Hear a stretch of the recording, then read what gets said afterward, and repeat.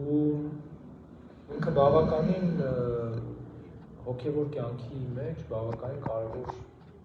նշանակություն ունեցող բան է լրությունը, բայց ամեն ինչ միանշանակ չի, էլի հասկանում եք, խնդիրը լռության խնդիրը ուղղակի չխոսելը չի, հա? Այսինքն այս չի, որ երբ որ վահանականները կամ մեր հայրերը խոսում են լռության մասին, խոսում են ուղղակի չխոսելու, որևէ բառ չասելու մասին։ Հիմա մենք պիտի ու նաև հիմա ժամանակակից աշխարհում լռության մասին քրիստոնեական պատկերացումը լուրջ աղավաղման է ենթարկվել, որովհետև ըստ էության հիմա մենք ներկա աշխարհում մենք գործ ունենք ոչ թե մարդկանց հետ, ովքեր կարդում են Աստվածաշունչ, փորձում են ապրել քրիստոնեական կյանքով ու ունենում են հարցեր, այլ մենք գործ ունենք մարդկանց հետ, ովքեր ունեն տարբեր մեդիա կարծրատիպեր։ Չէ, վերջի վերջո երեկոյան ես հրեշտակների մասին էի խոսում, հիմա որ ձեզնից յուրաքանչյուրն առանձին հարցնեք, ասենք ինձ տեսք ունեն հրեշտակները, դուք հոլիվուդյան մի ֆիլմի հրեշտակ եք նկարագրելու, չէ՞, ասենց սպիտակ շորերով, թևերով եւ այլն։ Այսինքն, բայց եթե դուք սուրբ գիրք կարդաք, այդ պատկերացումը ձեր մոտ չի լինի միանշանակ, էլի, որտեղ տարբեր հրեշտակների մասին է խոսում։ Այսինքն, օրինակ, եթե ասում են 6 թևյա քերովբեներ, բազմաչյա սերովբեներ եւ այլն, հիմա դրանք անպայման չի, էլի, այդպես մարդ պիտի լինի, որ թևեր ունի, խնդրեմ, համեցեք։ Աստված օրհնի։ Խնդրեմ, համեցեք նստեք։ Իհարկե, մեծ սիրով։ Մենակ, հա, մի աթոռ եթե բերեք։ Ես մենք հիմա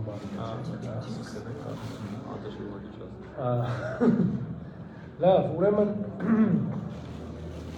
ուրեմն հիմա մենք պետք է այսօր խոսենք եւ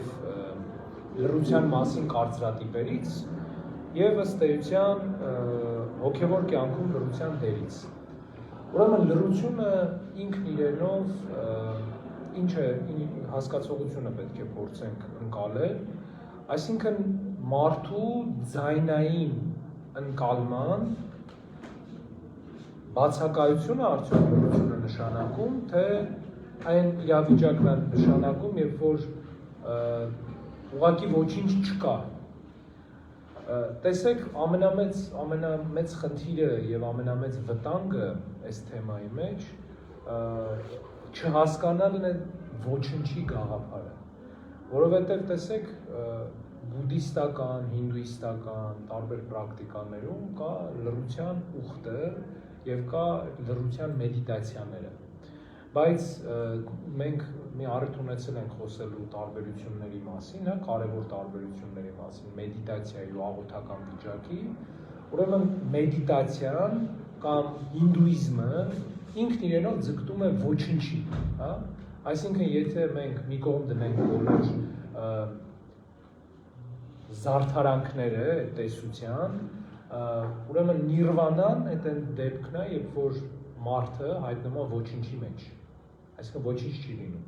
ոչնչի գաղափարի ընկալումն է, եւ վերջի վերջո հինդուիստական ու բուդդիստական կրոնավորները հասնում են լուսավորության այն ժամանակ, երբ որ իրանք կարողանում են ոչնչին հասնել, այսինքն տեսեք, ըստ էության արտաքին դիտորդի համար քրիստոնյա վանականը եւ հինդուիստ օրինակ վանականը շատ արտաքին նմանություններ կարող են ունենալ, որովհետեւ երկու դեպքում էլ ճոխությունից, տարատեսակ սնունդից, հագուստից եւ այլն հրաժարում կա, բայց ամենամեծ խնդիրը նպատակների տարբերությունն է, թե ինչի համար է քրիստոնյա վանականը այդ զրկանքները կրում, ինչի համար է այդ զրկանքները կրում հինդուիստ կամ բուդդիստ վանականը կրոնավորը։ Ուրեմն քրիստոնյան կրում է կյանքը ավելիով ունենալու համար, կյանքի ադամանդային մասը, բուն էությունը հասկանալու ունենալու համար, հինդուիստը կամ բուդդիստը ոչնչին միանալու համար, որովհետև վերջի վերջո ոչինչը միակ ստատիկ երևույթն է ամբողջ տիեզերքում, որ ինքը ոչ մի բան չի կարա լինի, փոխվի, կամ որևէ գործողություն լինի, եթե կյանք կա, կյանքը ենթադրում է իրանից գործողություն։ Ես շեշտեցի տիեզերքում եւ տիեզերքում Աստված չի ընկալվում տիեզերքի մեջ, որովհետեւ Աստված, ինչպես մեր հայրերն են ասում, տիեզերքը Աստծո ափի մեջ է։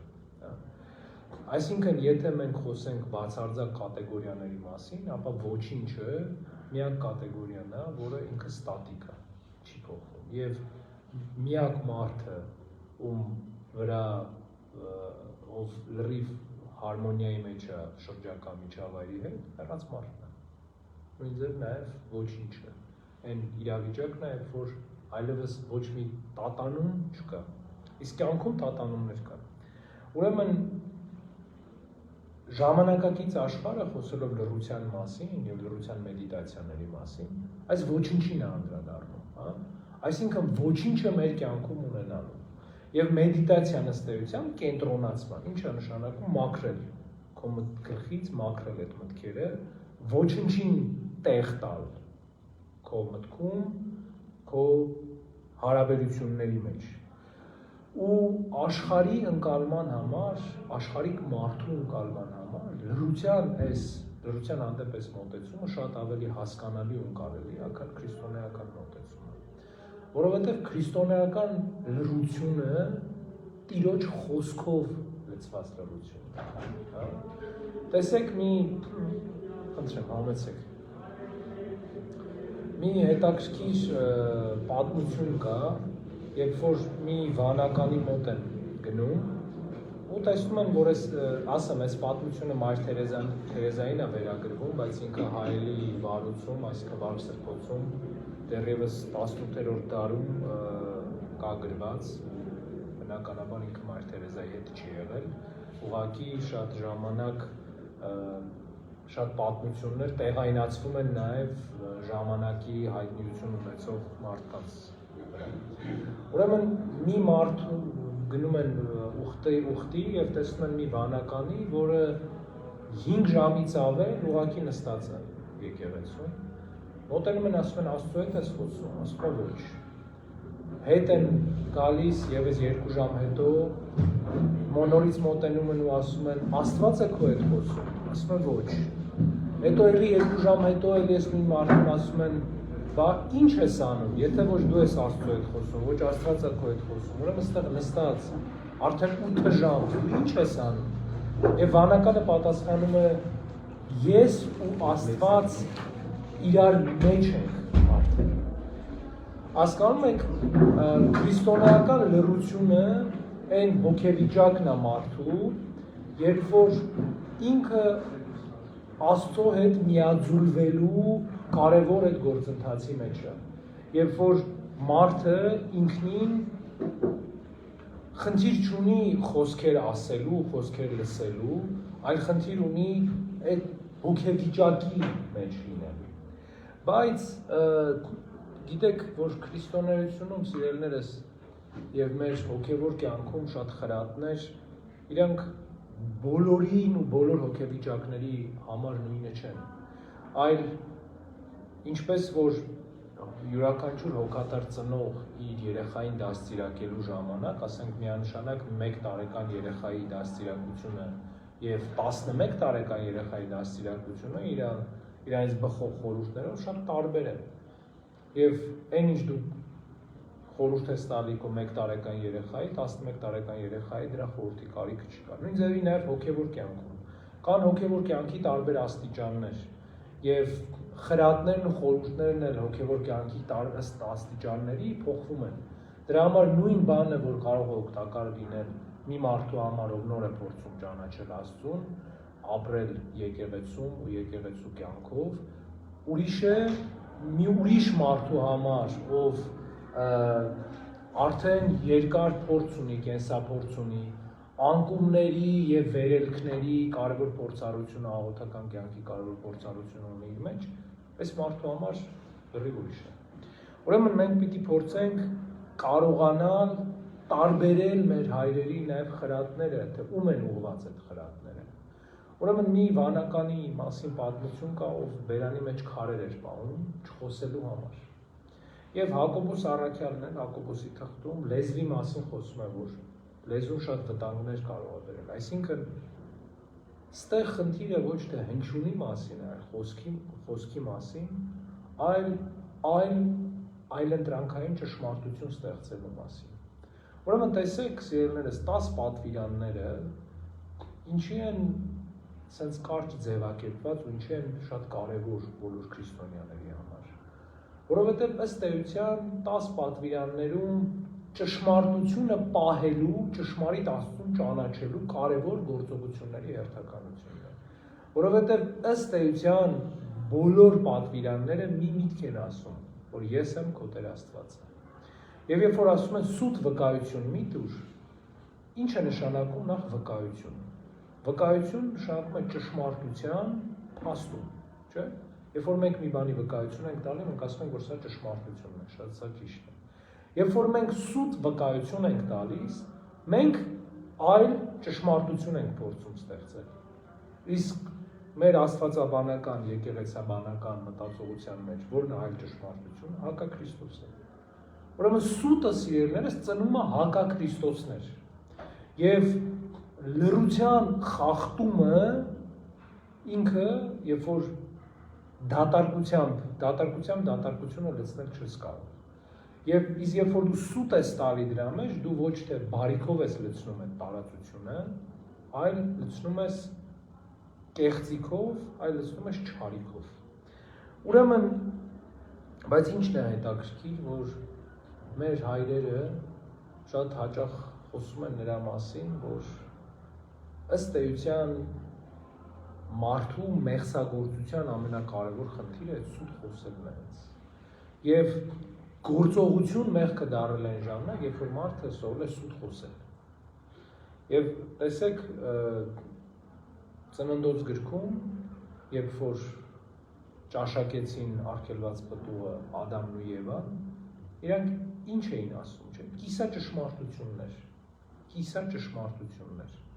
Եվ սատանան էլ, սիրելիներս, մեր հետ շփվում է այդ կիսա ճշմարտություններով։ Երբ որ ասում են ստի իշխան սատանային կամ օդի իշխան, ինչի են ասում սա, որովհետև հանճարեղ է այն սուտը, որի մեջ ճշմարտության հատիկներ կան։ Եվ տեսեք, նույն ձևով աշխատում է նաև ժամանակակից աշխարհը քրիստոնյաների հետ։ Ասում է շատ լավ, տեսեք, ձեր հայրերն էլ են ասում լուր մնացեք։ Ու ուշադրությունը դարձնում են հենց այս լռության վրա, բայց բերում են այդ լռության տակ արևելյան կրոնների ընկալում ու պատկերացումը ոչինչ լինելու երարությունը ցանկացող ու ձգտող։ Բայց քրիստոնյաների կյանքի կարևորագույն առաքելությունը հենց այդ կյանքի ավելացումն է իր մեջ։ Որովհետև Քրիստոս մեզ երբեք չի ասել, ես եկա, որպեսզի դուք ոչինչ ունենաք։ Ասում է, ես եկա, որպեսզի կյանք ունենաք եւ առավել եւս ունենաք։ Ուրեմն սիրելիներս, այս կյանք ունենալու կարևոր առաքելության մեջ ենք մենք։ Եվ մեր հոգևոր կյանքի կարևոր կետը Աստծո ներկայությունը մեր մեջ ավելի բազմացնելն է։ Ուրեմն մենք հասկացանք, որ լռությունները երկու տեսակի են լինում։ Լինում են ոչնչի լռությունները եւ լինում են խոսող լռությունները։ Խոսող լռությունը Աստծո մասին է մեզ պատմում։ Այսինքն փորձելու մի կողմ դնել աշխարհի աղմուկը եւ միայն այդ լռության մեջ մենք կարող ենք ճշմարիտ Աստծուն տեսնել։ Որովհետև տեսեք, մենք երբ որ Աստծո մասին մտածում ենք, անկեղծ հիմա ամեն մեկը մի բան փորձեք անդրադառնալ ինքներդ ձեզ, հա։ Երբ որ դուք Աստծո մասին մտածում եք, ավելի շատ կարծրատիպեր եք ստեղծում Աստծո մասին։ Ավելի շատ ձեր ենթադրություններն եք բերում առաջի պլան, հա, քան այն ճշմարտությունը, որ Աստված ինքը ասում է ձեզ։ Բոլոր մարդկանց մոտ պատկերացում կա, որ Աստված այնց սպիտակ մորուքով մի հատ պապի կա երկնքում նստած, որ Հիսուս Քրիստոս խարտիաշ մազերով, երկար մազերով, այնց շատ գեղեցիկ մորուքով կտրտած բարբերի մոտ գնացած այնց մի հատ մարդ է, հա։ Բայց սրանք մեր կարծրատիպերն են։ Ու խնդիրը գիտեք որն է, որ մենք սկսում ենք այդ կարծրատիպերը պաշտել, այդ կուրքերը մենք սկսում ենք պաշտել մեր մեջ։ Ու Քրիստոսի պատկերն էլ մենք պատկերացնում ենք մի մարդ, որ մեղմ էր շատ, որ երբ որ երկրավոր կյանքն ենք Քրիստոսի, չէ՞, պատկերացնում ենք, որ երբեք ոչ մեկին չէր ուզում նեղացնել, հանկարծ մի վատ բան չասել, բոլորին ժպտում էր, համարյա իմիտվա հոլիվուդյան աստղերի նման, հա, երբ որ կարմիր գորգով քայլում են ու բոլորին ժպտում են, բոլորին ձեռքով են անում, մենք մեր մոտ կարողացել է աշխարհը ստեղծել այդ կարծրատիպը, որ Հիսուս Քրիստոս այդտենց մեկն էր, բայց եթե դուք կարդաք ավետարանը, դուք չեք տեսնի այդպես մարդ։ Այդ մարդը ասում է իժերի ծնունդներ, ջղայնանում է, վերցնում է խարազանը, խփում է մարդկանց, որ տաճարի մոտ առևտուր էին անում, հանդիմանում է մարդկանց, ամեն դեպքում ինքը այդպես ժպտացող, ձեռքով անող մեկը չէր։ Ուրեմն ինքը իրական էր, եւ մեր հավատքի կենտրոնում էլ հենց դրած այն, որ Քրիստոս կատարյալ մարդ եղավ։ Այսինքն դուք գիտեք տենց մարդով կարա իր ամբողջ կյանքը տենց ժպիտով, սենց չի կարա այդ մարդ։ Մենք այդ մարդկանց ուղղակի հոգեբուժարան չենք ուղեկցել, ընդհանրապես, որովհետև մարդը անպայման պիտի վերաբերմունք ունենա, եւ եթե մարդը ամեն ինչի նկատմամբ կարա լինի այդ նույն ձևով, այդ նշանակում է, որ մարդը չունի են հստակ արժեհամակարգը, որից բխում են իր գործողությունները։ Ուրեմն սիրելիներս, մեր ամենամեծ խնդիրը այս կարծրատիպերի, այս կեղծ պատկերացումներից հրաժարումն է։ Ու այդ հրաժարման համար մենք պիտի կարողանանք այդ լռությանը հասնել, աշխարհի լռությանը պիտի կարողանանք հասնել, որպեսզի լռի աշխարհը ու խոսի Աստված։ Տեսեք, շատ կարևոր կոնտրաստ կա լռության ու խոսքի մեջ։ Ասում են, որ Հովանու ավետարանը ասում է սկզբից էր բանը եւ բանը Աստված էր, այսինքն սկզբից էր խոսքը։ Ուրեմն, երբ որ դու ուզում ես, որպեսզի արարչին չճանաչեն,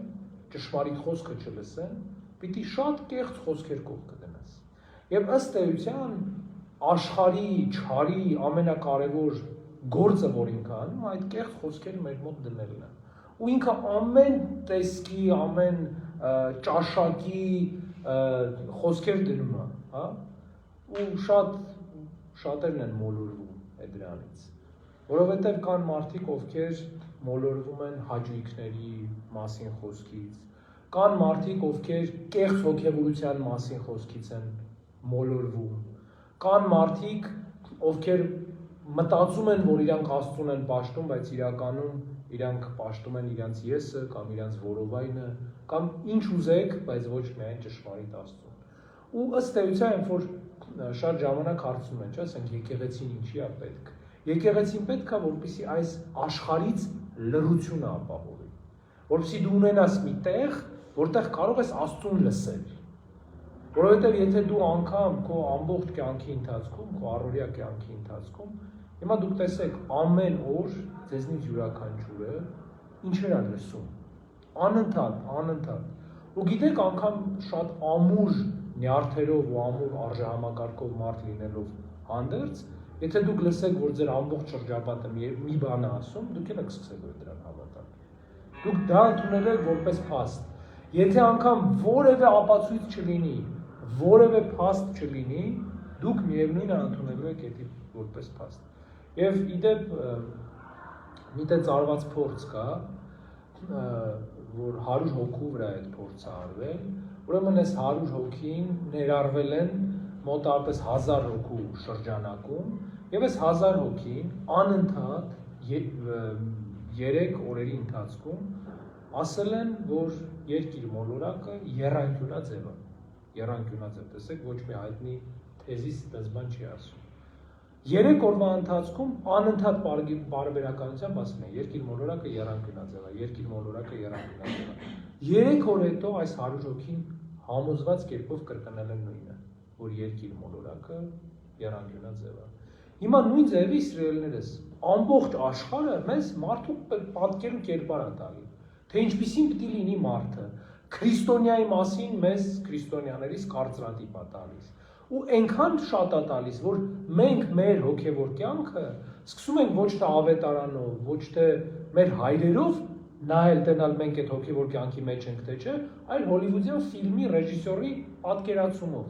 թե մենք քրիստոնյա ենք թե չէ։ Օրինակ, երբ որ հիմա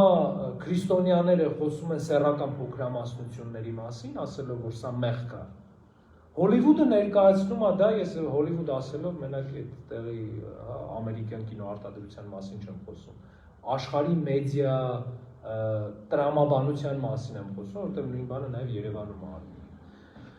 Ուրեմն Հոլիվուդը ասում է, որ չէ, ուրեմն այս մարդը լավ քրիստոնյա չի, որտեղ տեսեք ինքը չի կարողանում սիրել մյուսին։ Բայց մեղքը ու մեղավորին քրիստոնյան կարողանում է տարբերել։ Ուրեմն սիրելիներս, խոսելով լռության մասին, մենք պիտի հասկանանք, թե որ լռության կարիքը ունի յուրաքանչյուր քրիստոնյա։ Քրիստոնյան կարիք ունի աշխարհի լռության,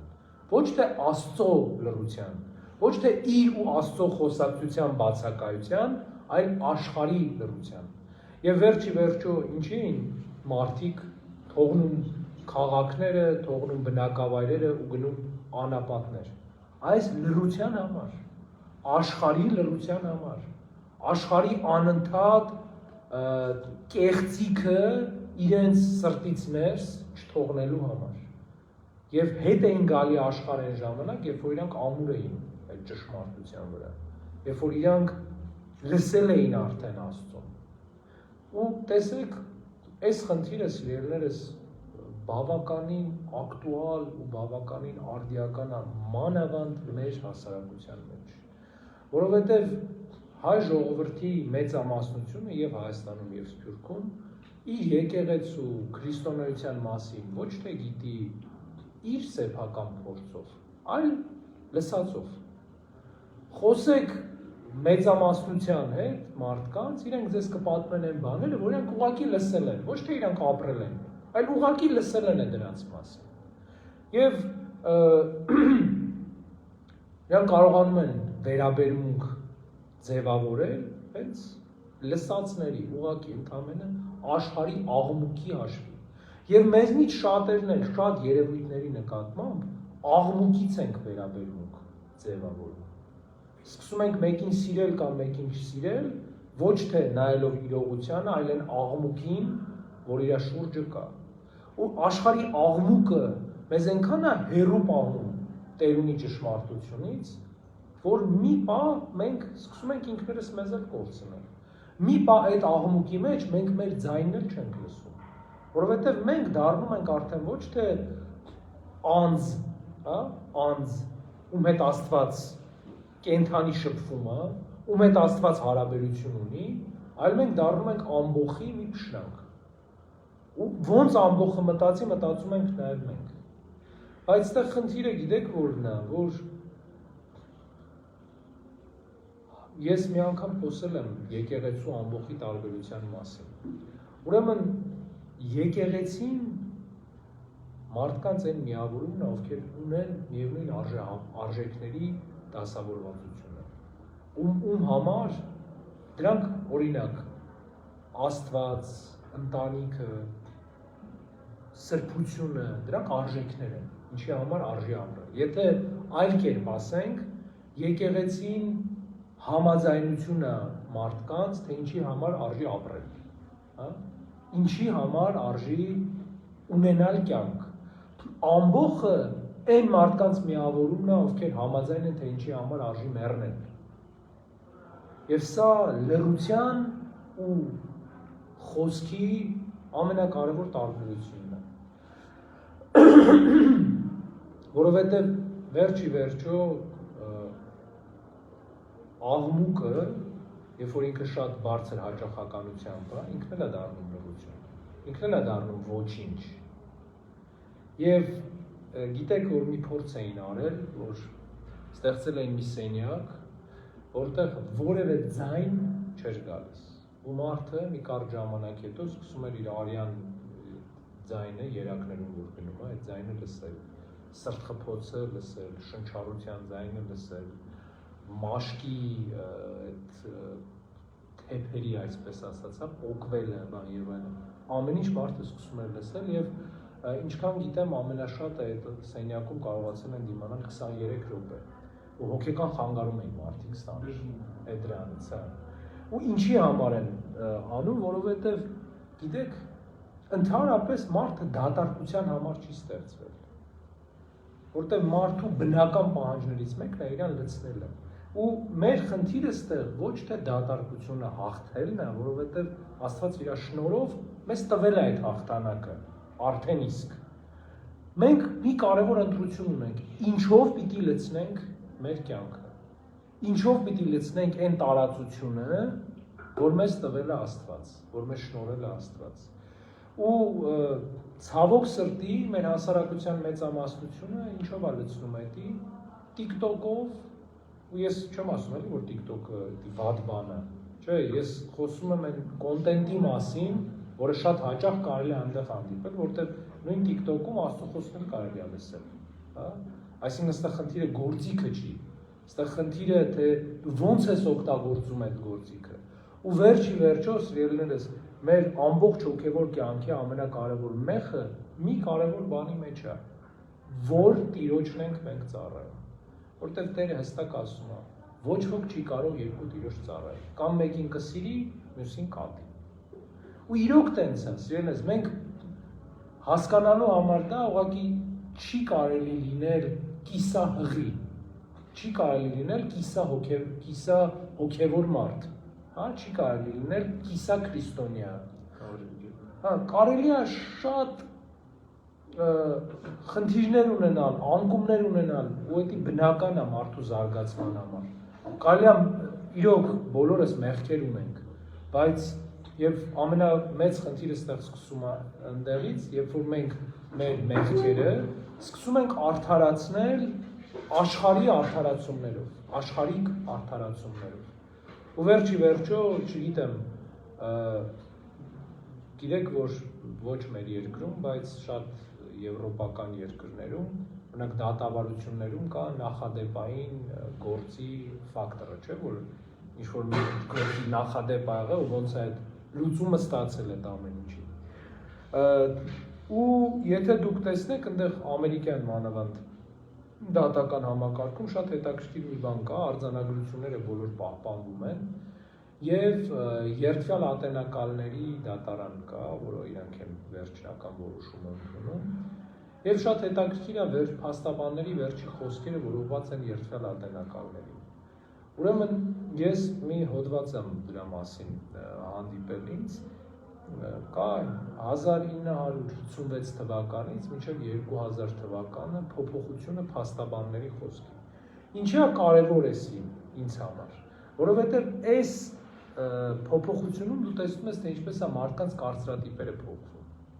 Որովհետև փաստաբանը ըստ էության ինչ պետք է անի, սովորական ժողովրդից մարդիկ են նստած երդվյալ ատենակալների մոտ, փաստաբանը հնարավորինս էմոցիոնալություն է փորձում տալ այդ ամեն ինչին։ Ու եթե 50-ական թվականներին բոլոր փաստաբանների խոսքի հիմնական մասը քրիստոնեական արժեքներն էին, քրիստոնեական պատկերացումներն էին, 2000 թվականին մոտ արդեն հիմնականում լիբերալ դեմոկրատիայի վերաբերյալ գաղափարներն են, որ գալիս են հանդուրժողականության եւ այլն, որոնք ըստ էության, հա,